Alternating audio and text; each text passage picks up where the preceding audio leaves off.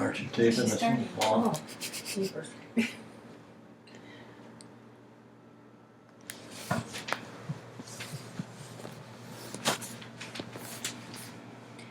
Google's definition of kidnapping is to take someone away illegally by force. Being kidnapped is a common fear of most people. Is it a fear of yours? I have always had a huge fear of being kidnapped. My family might call it an obsession, but I have read several books about victims, seen the movies, and watched the talk shows about the survivors, so I'm pretty familiar with the topic. I don't want you to think that everyone is out to get you, and that strangers are going to jump out of bushes and grab you, because that's not as common as they make it seem on television. However, I am going to let you know the things that attackers look for in their victims, as well as give you some self-defense tips and tell you the story of a victim who survived. Most kidnappers and rapists do not just pick a random person and grab them. A group of convicted felonies sat down with an interviewer and explained what they look for in potential victims. The first thing that attackers look for is the type of hairstyle that the woman has. They look for ponytails, buns, or braids, anything that they can easily grab onto. The second thing they look for is the kind of clothing that the woman is wearing. They like clothing that they can easily remove, and many carry scissors with them so they can cut the clothing. They look for women who aren't aware of their surroundings and who are already preoccupied. Women who are on their cell phones or looking through their purses. They are easy to overpower.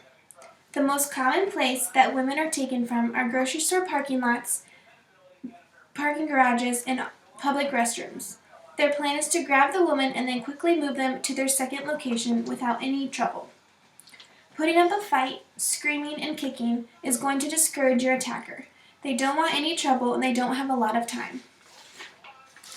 I'm not saying that you need to always carry an umbrella with you, but men normally don't pick women with objects that they can use to defend themselves. Okay, so let's say you find yourself in a vulnerable situation, but don't give up. You still have a chance of getting away. If someone is following you and you're alone, turn around and ask them a question, like what time is it? This way, you have seen their face, so if they do attack you, you can later identify them. Your attacker is most likely going to be bigger than you. That doesn't mean he's won. If he comes up behind you and wraps his arm around you, pinch between the elbow and the armpit or the inner thigh as hard as you can. After that, always go for the groin. In the movies, when this happens, the attacker normally gets mad and wants to hurt his victim more. But the interviewers explain that they don't want trouble. If your attacker puts his hands up to you, grab his pointer and middle finger and push them back as far as possible with as much pressure as you can. Some victims aren't as lucky as getting away.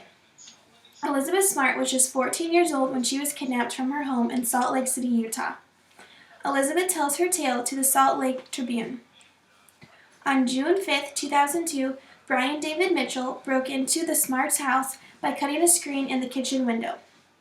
He went up to Elizabeth's room, holding a knife to her throat, and ordered her to get out of bed and follow him. They were married that night. She was kept tied between two trees so that she couldn't escape. She was forced to drink alcohol, smoke cigarettes, and was raped on a daily occasion. But she was determined to survive. Brian and his wife, Wanda, traveled all over Utah and California with Elizabeth, sleeping at campgrounds in tents.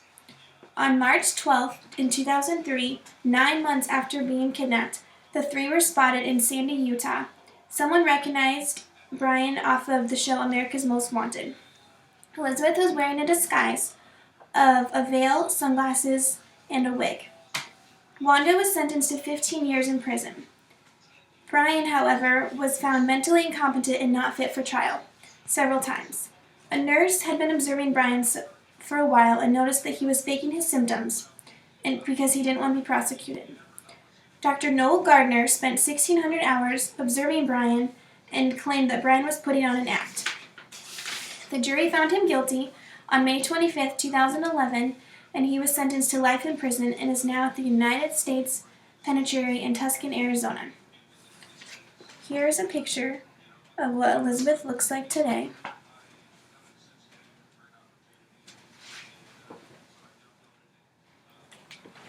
And this is a picture of her captain.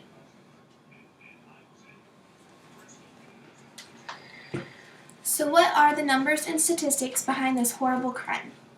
According to kidsfightingchance.com, 800,000 kids under the age of 18 go missing each year.